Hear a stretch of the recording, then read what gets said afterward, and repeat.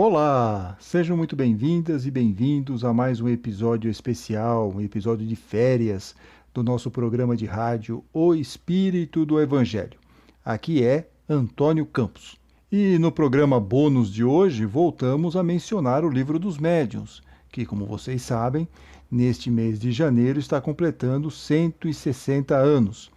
E o tema do programa de hoje é palpitante: influenciação espiritual.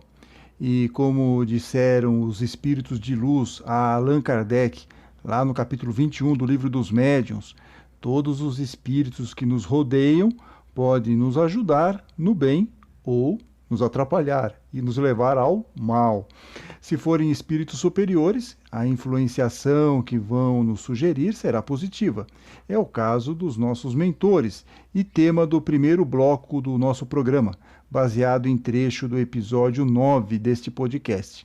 Mas a influenciação espiritual pode ser negativa, e aí entramos no terreno das obsessões, assunto que exploramos em uma entrevista muito interessante com os colegas espíritas, professores da Seara Bendita e trabalhadores do P3E, a mítica desobsessão. Conversamos com a Silmara Lauar e o Edson Melo. No segundo bloco do episódio de hoje, ouviremos um trecho dessa entrevista que também foi veiculada lá nos programas 10 e 11, com o seguinte sugestivo nome: Tenho um obsessor, e agora?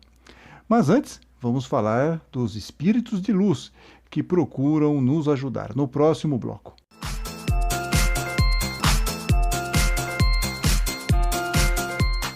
A biografia de Allan Kardec, escrita pelo jornalista Marcel Souto-Maior, traz uma passagem muito interessante no capítulo Para ti sou a verdade.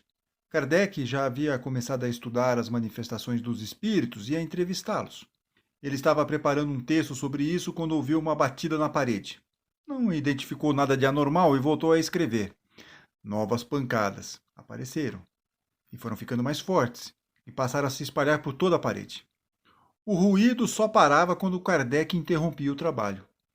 O barulho continuaria até a meia-noite, quando Kardec desistiu e foi dormir. No dia seguinte, no dia 25 de março de 1856, ele foi a uma sessão mediúnica e Kardec quis saber do espírito que estava lá se manifestando, se ele sabia o motivo das pancadas noturnas.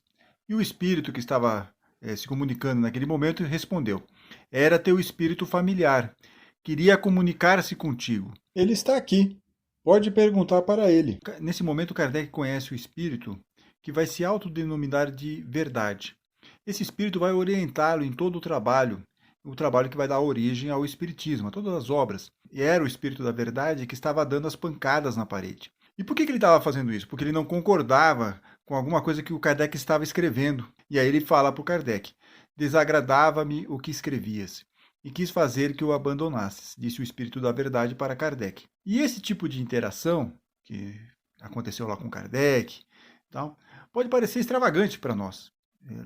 Algo que está muito distante das nossas vidas comuns.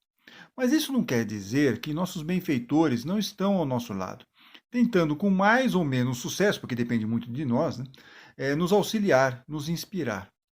Eu tenho um amigo, aquele que eu comentei no episódio 7, o que descobriu em uma casa espírita o incrível, o revolucionário conceito da reforma interior, da transformação moral, e aí ele passou a tomar mais cuidado com as suas demonstrações de ira, a maneira como ele falava. Vocês estão lembrados disso? Bem, o que eu não contei é como ele foi parar na casa espírita. A situação estava complicada na vida dele, ele estava se sentindo lá num beco sem saída. Uma sexta-feira à noite, ele estava lá pensando, refletindo. Ou foi induzido a pensar, nós não sabemos, que talvez fosse interessante conhecer uma casa espírita, ir a uma casa espírita. Ele não conhecia, ele não tinha nunca teve contato com uma casa espírita. E naquele momento ele se lembrou de um amigo, o Rodolfo, que, curiosamente, hoje é um atento ouvinte desse nosso programa. E na época frequentava uma casa espírita. Aí esse meu amigo pensou em enviar uma mensagem para o Rodolfo, em um desses comunicadores instantâneos. Ficou olhando lá para a caixa de texto e decidindo se mandava ou não a mensagem de SOS. Mas meu amigo era muito tímido, não teve coragem. E aí ele começou a fechar o computador. E aí o que acontece? Chega uma mensagem. Adivinhe de quem? No Rodolfo, claro. Porque, como diz o ditado, se Maomé não vai à montanha, a montanha vai até Maomé, não é assim? O meu amigo tomou um susto quando recebeu a mensagem. Porque eles não eram amigos de trocar fazer muitas comunicações assim, online, não era assim. E aí ele percebeu que tinha alguma coisa interferindo no meio de campo. Jogou a toalha. Meu amigo jogou a toalha. Abriu o jogo lá pro Rodolfo. E perguntou para ele se ele podia indicar onde é essa casa espírita que você frequenta. E o Rodolfo, gente, imediatamente, não só indicou o lugar onde era a casa espírita, onde ficava a rua, como ele disse para o meu amigo: vou te levar amanhã lá. Passo na sua casa às 7 horas no sábado. Sensacional, né? Inacreditável. Mas aconteceu deste modo, baseado em fatos reais. O mentor do meu amigo queria que ele fosse ao centro espírita. E, em vez de ficar dando pancadas na parede, como o Espírito da Verdade fez com Kardec, usou uma outra pessoa, que estava mais conectada mediunicamente, vamos combinar aqui, né? Para fazer esse contato e conseguir viabilizar a ação de levar o meu amigo até esse centro espírita. Esse assunto dessas conexões nossas com os nossos benfeitores espirituais, ele é tão interessante que Kardec fez várias perguntas lá para os espíritos, no Livro dos Espíritos, muitas questões sobre isso. No capítulo Intervenção dos Espíritos no Mundo Corporal. Esse é o título do capítulo dentro do Livro dos Espíritos. É o capítulo 9 do segundo livro, lá no Livro dos Espíritos. Bem, vamos agora para 489, a questão 489, lá do Livro dos Espíritos. Kardec pergunta: há espíritos que se liguem particularmente a um indivíduo para protegê-lo? Ou seja, existe um espírito que fica lá dando uma assessoria para o encarnado? E os espíritos respondem: ao irmão espiritual. O que chamais o bom espírito ou o bom gênio? Perfeito. Então, os espíritos confirmam que há realmente um mentor. 490. Kardec pergunta: que se deve entender por anjo de guarda ou anjo guardião? Os espíritos respondem: o espírito protetor, pertencente a uma ordem elevada. Aqui, então, temos uma outra dica importante. O nosso mentor é um ser espiritual mais elevado do que nós. 491. Qual a missão do espírito protetor? E aqui, isso aqui é muito importante. A de um pai com relação aos filhos. A de guiar o seu protegido pela senda, pelo caminho do bem. Auxiliá-lo com seus conselhos. Consolá-lo nas suas aflições. Levantar-lhe o ânimo nas provas da vida. Então, vejam, não há nada aqui, nessa descrição que os espíritos de luz fazem para Kardec, algo do tipo, o mentor vai fazer todas as ações que a pessoa encarnada tem que fazer. Não tem isso. O que o anjo protetor faz? O que o anjo guardião faz? Ele vai tentar, na medida do possível, se a outra pessoa tiver, o encarnado tiver mais conectado, vai tentar guiar o seu protegido pelo caminho do bem. Vai tentar auxiliá-lo com seus conselhos, inspirações. Vai consolá-lo nas suas aflições, dar lá o bom ânimo nas provas da vida. Ou seja, aquele momento que está para baixo, vai te dar coragem, ânimo, para você se levantar. Sustentação, para você se levantar. Então vejam como é bem definido o que o mentor pode fazer por nós. Na 495, o Kardec pergunta: poderá dar-se que o espírito protetor abandone o seu protegido por este se mostrar rebelde aos seus conselhos? E os espíritos falam: olha, afasta-se quando vê que seus conselhos são inúteis e que mais forte é no seu protegido a decisão de submeter-se à influência dos espíritos inferiores. Mas não o abandona completamente e sempre se faz ouvir.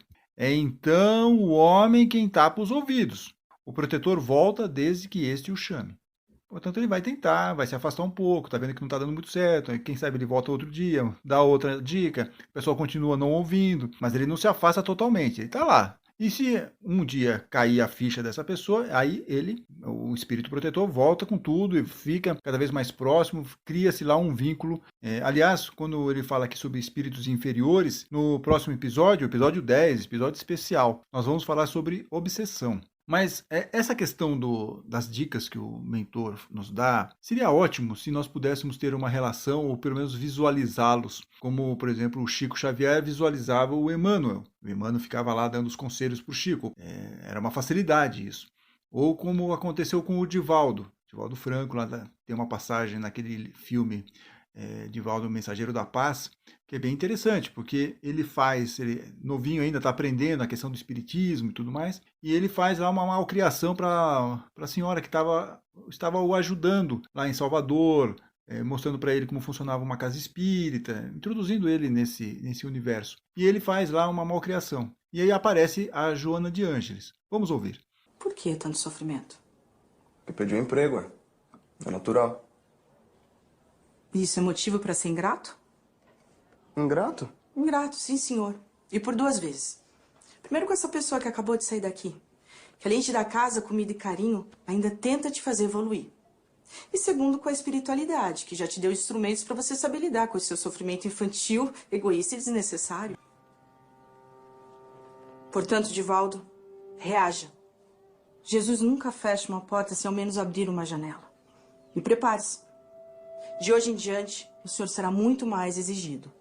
Então vocês percebem como seria bom se nós pudéssemos ter esse contato, recebermos os toques de uma forma mais incisiva dos mentores, mas não é dessa forma que as coisas funcionam. Nós temos que trabalhar um pouco com a nossa inspiração, com o nosso pressentimento. Kardec fala para nós o seguinte, que não tem nada de surpreendente a doutrina dos anjos guardiães, a velarem pelos seus protegidos. Não existe, não tem, segundo Kardec, não tem nenhum absurdo nisso. É, ao contrário, grandiosa e sublime. Não vemos na terra um pai velar pelo filho, diz Kardec, ainda que de muito longe, e auxiliá-lo com seus conselhos, correspondendo-se com ele, por exemplo, mesmo à distância? Que motivo de espanto haverá, então, em que os espíritos possam guiar os que tomaram sob sua proteção? É uma coisa natural. Kardec está querendo nos dizer que a ideia de termos um anjo guardião, um mentor ao nosso lado espiritual, é absolutamente natural e, como ele fala o seguinte, é uma ideia grandiosa e sublime. Mas para isso, se nós não temos a mediunidade do Divaldo, do Chico Xavier, não conseguimos ver o nosso mentor, nós precisamos ficar atentos para compreender certos toques que eles nos passam. A nossa querida ouvinte atenta, Márcia, ela num primeiro momento me disse que tem um passado de toques ignorados do mentor. Perguntei para ela, você não tem nenhum caso para eu falar no programa? E ela falou isso, né? Que ela tem um passado de toques ignorados. Mas depois ela se lembrou de um episódio recente que aconteceu com ela. Ela estava vindo na cabeça dela para ela ligar, a necessidade de ligar para a irmã, mas ela ignorou aquilo. Por um motivo qualquer, ela foi ver o celular, que devia estar no silencioso, e ela viu que tinha várias mensagens da irmã, que estava precisando de uma ajuda dela. Aí a Márcia falou para mim o seguinte, olha, fiquei triste ao ignorar os avisos que eu estava recebendo, que estavam vindo lá na cabeça dela. Liga para sua irmã, liga para sua irmã. Mas pelo menos deu tempo de ajudar a minha irmã, disse aqui a Márcia para nós. E é isso que acaba acontecendo muitas vezes. Essa desconfiança, ou esse, não é bem isso, talvez não seja nada. E não faz coisa alguma, só depois é que vai perceber que, puxa, podia ter feito algo. Puxa, eu estava recebendo um toque. É o que aconteceu com uma outra ouvinte atenta nossa aqui, a Lu Fávaro, integrante histórica da Escola de Samba Águia de Ouro, que inclusive foi campeã este ano aqui em São Paulo. Sim, espíritas também podem ter o samba no pé, não há nada que impeça isso. E ela contou aqui para mim que precisava fazer um acompanhamento médico periódico por uma questão que estava acontecendo no seio dela, né? E o exame anual estava marcado para novembro.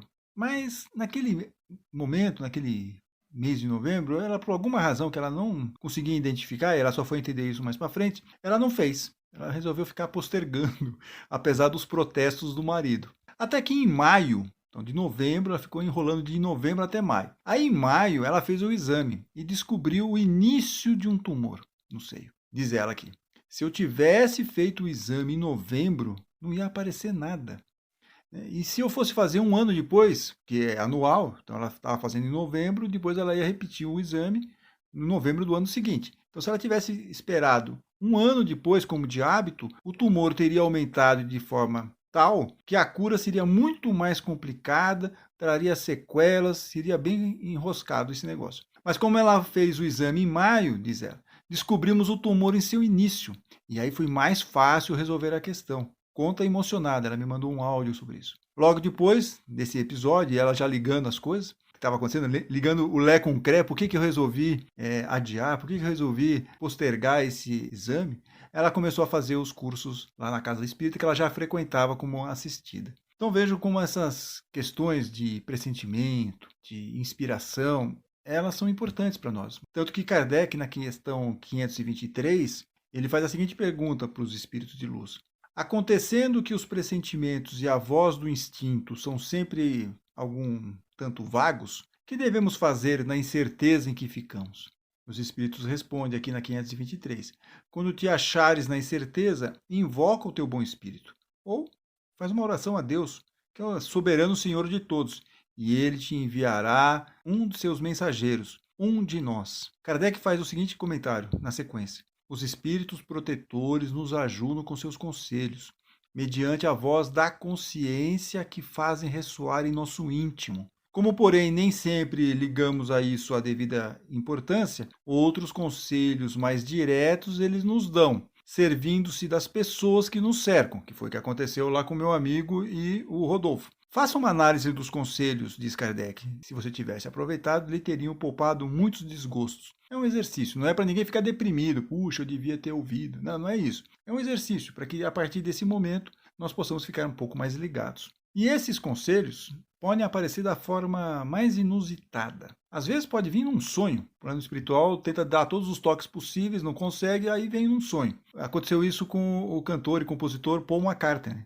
Por exemplo, ele conta que nos anos 1960 ele teve um sonho com a mãe, que já estava desencarnada. E ela tentava no sonho, diz ele, tranquilizá-lo, dizendo: olha, vai ficar tudo bem, apenas deixe estar, que é o famoso Let It Be.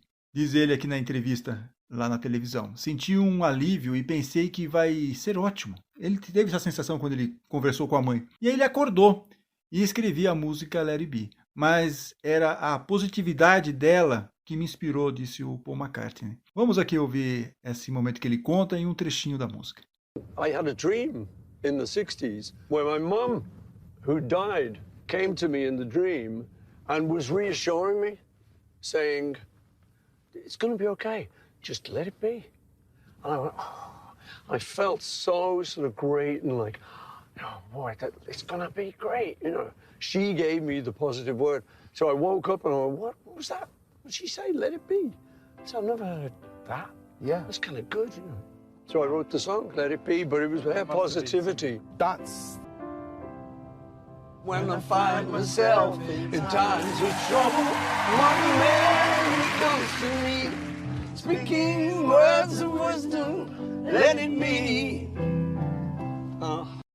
Let It Be teve como inspiração a mãe de Paul McCartney, que aparece para ele em sonho. Aliás, é uma excelente homenagem a todas as mães para o domingo agora, que é o Domingo das Mães, né? O Dia das Mães.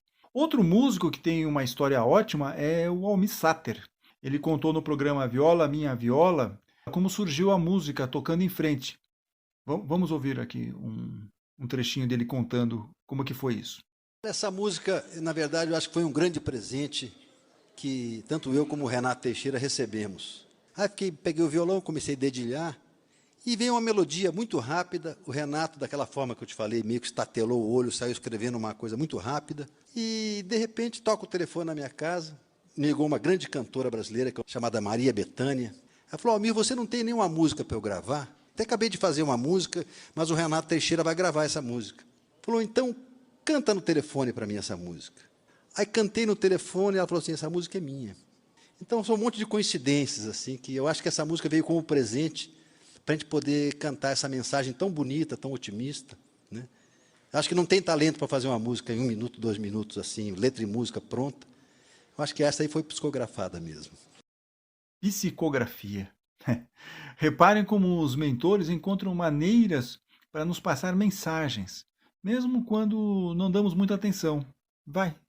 Tem que passar uma mensagem, passa. Como aconteceu aqui com o nosso querido Almir Sater, ou como aconteceu com o nosso Paul McCartney, ou como acontece com todos nós aqui o tempo todo. Deve ser triste para o mentor ou para o espírito protetor tentar toda hora nos dar um toque de alguma coisa e ele não consegue. Deve ser desesperador isso. Ou quando ele fala e você vai para um outro caminho, até um caminho negativo. Por isso que o Kardec chega para os espíritos e pergunta lá na 503, questão 503 do Livro dos Espíritos. Sofre o espírito protetor quando vê que seu protegido segue mau caminho, não obstante os avisos que dele recebe? E os espíritos respondem: sim, eles lamentam os erros do seu protegido, mas o espírito protetor, o mentor, sabe que há remédio para o mal, e o que não se faz hoje, amanhã se fará. Ou seja, em algum momento nós vamos aprender. Podemos estar pisando na bola, podemos estar pisando, enfiando o pé na jaca, mas em algum momento, dentro da nossa evolução espiritual, nós vamos aprender. E é isso o que é mostrado num filminho do grupo Amigos da Luz, que faz uma série de cenas curiosas, engraçadas, envolvendo o espiritismo, num programa que foi o stand-up do mentor. O esforço do mentor para acordar o seu protegido, que é o Marcelo. Vamos ouvir um trecho. Como põe em prática, né, Marcelo? Pelo menos uma parte você põe. Aquela que diz assim, não julgueis para não ser julgado. Marcelo não julga ninguém. Aí. Condena logo. Por que você tá fazendo piada com a minha cara? Você é meu mentor, você devia me orientar. É muito sério essa coisa de ser mentor, sabia? Estar encarnado também é uma coisa muito séria, Marcelo. Eu só estou te tratando com a mesma seriedade com que você trata a sua própria existência. Então, o que o mentor está tentando passar? Aquilo que os espíritos de luz falaram para Kardec na 503. Um dia, o Marcelo aqui, essa figura fictícia, ele vai aprender. Assim como nós também estamos aprendendo, já estamos evoluindo bastante, e não vamos precisar receber tantos puxões de orelhas carinhosos dos nossos mentores, a quem este programa, obviamente, é dedicado. No próximo bloco, falaremos sobre a obsessão com os colegas, professores da Seara Bendita e trabalhadores do P3E, a mítica desobsessão, a famosa desobsessão. Conversaremos com Silmara Lauari e Edson Mello. Ouviremos trecho dos programas 10 e 11. Tem um obsessor. E agora? No próximo bloco.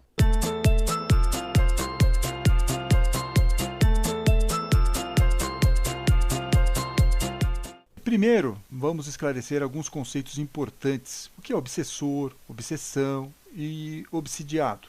Não vamos entrar em grandes profundidades. Para isso, precisamos do auxílio de Allan Kardec, para esclarecer essas questões todas.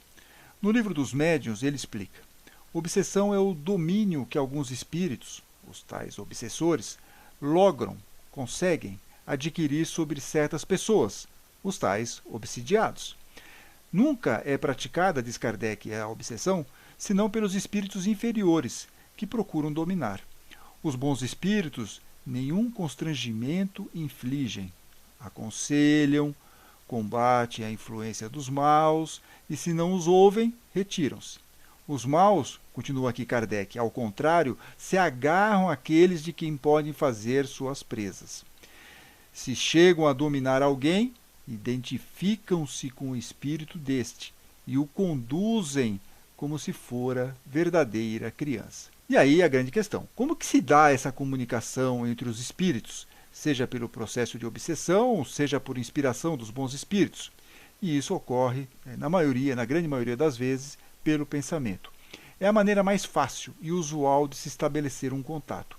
E o contato negativo pode se dar não só entre um espírito e um encarnado, como também entre encarnados, ou seja, duas pessoas encarnadas, entre espíritos também, entre dois espíritos, um pode obsidiar o outro lá no plano espiritual, e um encarnado com um espírito. Também pode acontecer o contrário. Mas aí você deve estar se perguntando: poxa, mas essa influenciação do espírito pelo pensamento não deve ser fácil. Precisamos ir ao Livro dos Espíritos. Kardec questiona os benfeitores espirituais sobre isso na questão 459. Diz ele lá: os espíritos influem sobre os nossos pensamentos e as nossas ações? E aí os benfeitores respondem: nesse sentido, a sua influência é maior do que supondes, porque muito frequentemente são eles que vos dirigem. Vou repetir essa é a resposta dos nossos benfeitores espirituais. Nesse sentido, a sua influência é maior do que supondes, porque muito frequentemente são eles que vos dirigem. Ou seja, nós sofremos influenciações espirituais o tempo todo, seja por meio do nosso mentor, que na verdade vai mais nos aconselhar, como nós vimos lá no programa anterior, seja por espíritos ainda não tão evoluídos. E a pergunta para os nossos convidados: por que permitimos que essa influência seja tão intensa, Silmara? Nós ainda estamos muito ligados à materialidade, aos nossos instintos. A natureza não dá saltos, né? Nós somos espíritos imperfeitos, vivendo no mundo de inspiração e provas. Então, obviamente, a influenciação dos nossos irmãos inferiores é muito grande. A influenciação só ocorre por nossa responsabilidade, porque ela requer que nós estejamos sintonizados com eles. Se nós não permitirmos, ela não acontece. Edson, você quer complementar algo sobre o que a Silmara respondeu, sobre essa questão especificamente aqui? Eu acho que apenas complementando, porque, de uma forma geral, nesse momento que nós estamos vivendo, se você entrar nessa vibe, como costumam dizer hoje, negativa, você acaba, de uma certa forma, atraindo irmãos que vibram, né? Que se afinam com essa ideia negativa e que vão amplificar muito mais essa negatividade que está presente. Então, o ideal é a gente procurar não se sintonizar tanto com essa parte negativa. Fora que, além dessa questão negativa que você está falando, tem também a questão de que nós, como humanidade, nós evoluímos muito na parte material, mas temos uma grande dificuldade de podermos evoluir também na parte espiritual, não? É exatamente o grande problema que nós vivemos, ou seja, nós estamos hoje num mundo voltado muito para as conquistas materiais. Lógico que houve uma evolução. Nós estamos num planeta de expiação, nós somos ainda crianças espirituais.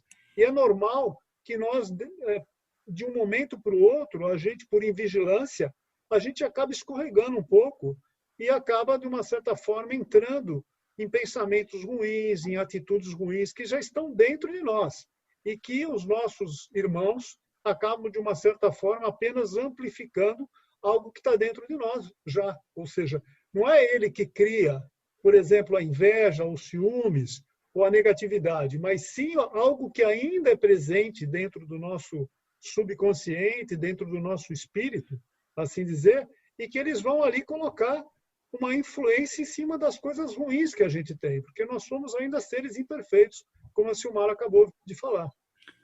Tem uma passagem do Evangelho segundo o Espiritismo, Antônio, no capítulo 11, item 8, em que Lázaro, né, o espírito de Lázaro, nos explica que todas as eras da humanidade são marcadas por virtudes e por um vício. E que a virtude da nossa época é a atividade intelectual, enquanto o vício é a indiferença moral. Então, todos nós concordamos de que a atividade intelectual é mesmo uma característica marcante do tempo que a gente está vivenciando. E, na verdade, a nossa evolução se deu externamente. Nós crescemos muito mais por externo do que por interno. Nós pouco nos conhecemos, falta o autoconhecimento. E aí, o que acontece também? Tem no Caminho, Verdade e Vida, no item 47, Emmanuel faz uma grande pergunta, que é aquela: e por que me chamais Senhor, Senhor, e não faço o que eu digo? Então, é isso que acontece. Infelizmente, nós ainda nos comportamos como os hipócritas que tanto Jesus falou e condenou. Nós falamos, mas nós não praticamos. A experiência de vocês, como é que nós conseguiríamos fazer um bloqueio, ter uma espécie de um escudo da Mulher Maravilha e não nos deixar nos influenciar por isso, sem precisar desligar a televisão, sempre, não é só o noticiário, às vezes assim, ambientes familiares são ambientes que também nos causam um pouco de estresse, locais de trabalho, enfim, várias outras questões que podem acontecer que podem nos desequilibrar. Como que nós podemos fazer isso? Só pela reforma interior, pelo autoconhecimento? O que vocês acham? Vigilância, sempre. Disciplina, muita. Instrução. Agora, eu acho que o autoconhecimento, sem dúvida nenhuma, é fundamental, porque nós conseguimos ouvir as notícias, mas também evitar essa influenciação negativa. Porque a partir do momento que eu me conheço, eu conheço os meus limites. Perfeito. Edson, quer complementar? O que a pessoa faz após sair da casa espírita ou da casa evangélica? Não adianta ele ir lá orar e simplesmente sair na porta, recebeu toda aquela energia que, com certeza, todos os templos religiosos te dão, uma energia positiva, e você sai ali na porta e na primeira fechada no trânsito já xinga alguém, ou seja, você ouve o Evangelho de Jesus, mas você não pratica. você não consegue exemplificar. Ou seja, são coisas que entram no teu ouvido, mas não entram no nosso coração. Então, nós somos espíritos, como eu falei anteriormente, imperfeitos. Agora, a gente vai cometer o mesmo erro várias vezes e vai ficar se auto-perdoando a vida inteira? Ou ficar naquele processo de Gabriel, eu nasci assim, vou morrer assim? Não. Você pode se esforçar, perseverar no caminho do bem. E entender que cada um tem seu momento, né? E que no começo, nesse dia, a gente vai ouvir, vai assimilar. No outro dia, nós vamos reavaliar nossa postura, perguntar, questionar. E assim esse processo vai desenvolver. Como você disse, é impossível nós ficarmos totalmente imunes a essas influenciações. Então, quando a gente fala de obsessão, essa ideia, essa certeza de que, ao desencarnarmos, nós continuamos, nós levamos conosco as nossas tendências, as nossas mágoas, as nossas raivas, faz toda a diferença, né? Porque deixar o corpo físico não me modifica, não modifica a minha essência. Então, se eu desencarno com raiva, se eu desencarno magoado ou com uma tendência a uma compulsão, isso tudo permanece comigo. A nossa consciência, ela permanece conosco. O que nós precisamos é de vontade. O que a gente precisa é de disciplina, de perseverança, porque só assim é que nós vamos conseguir dar o passo adiante. Agora, para isso, nós precisamos ter a consciência. Sim, tá certo. Precisamos ter a consciência, como diz aqui a Silmara. E outra consciência que precisamos ter é que aquele espírito que eventualmente esteja nos influenciando negativamente, ele não é um vilão destes de filme de terror. Na grande maioria das vezes, é gente como a gente, nem melhor nem pior, como explica aqui o Alexandre Caldini, palestrante espírita, autor do livro A Vida na Visão do Espiritismo. Nesse livro ele fala o seguinte: esses espíritos que ficam por aqui, né, os tais espíritos obsessores, são como nós, passionais e imperfeitos, ignorantes em evolução, ou se julgam no direito de interferir em nossa vida, diz aqui o Caldini. E eles nos encontram, na maioria das vezes, por sintonia, por afinidade, como explica o médium Divaldo Franco. Há muito mais gente obsidiada do que pensa, porque nós vivemos num mundo de vibrações. Os semelhantes se atraem, os contrários se afastam. É uma lei da física. Todo semelhante se atrai. Vivemos em sintonia. Se eu tenho uma vida depravada, eu vivo cercado de espíritos vulgares, então eu sou um obsidiado. Se eu tenho uma vida saudável, eu sou inspirado por espíritos bons, então eu sou um inspirado. Muitas vezes a pessoa é vítima de temperamento hostil, temperamento rebelde, reações contínuas, ressentimentos, ciúmes desordenados, paixões, e são influenciadas por espíritos maus que se comprazem na prática do mal. Nesta exposição, nessa palestra, Divaldo fala o seguinte, ele cita também a carta aos Hebreus, no capítulo 12. Ele menciona a passagem que diz que estamos rodeados por nuvens de testemunhas, ou seja, por vários espíritos, e são muitos. E como ouvimos neste bloco, nem todo obsessor ele junta-se a nós por vingança, mas também por afinidade.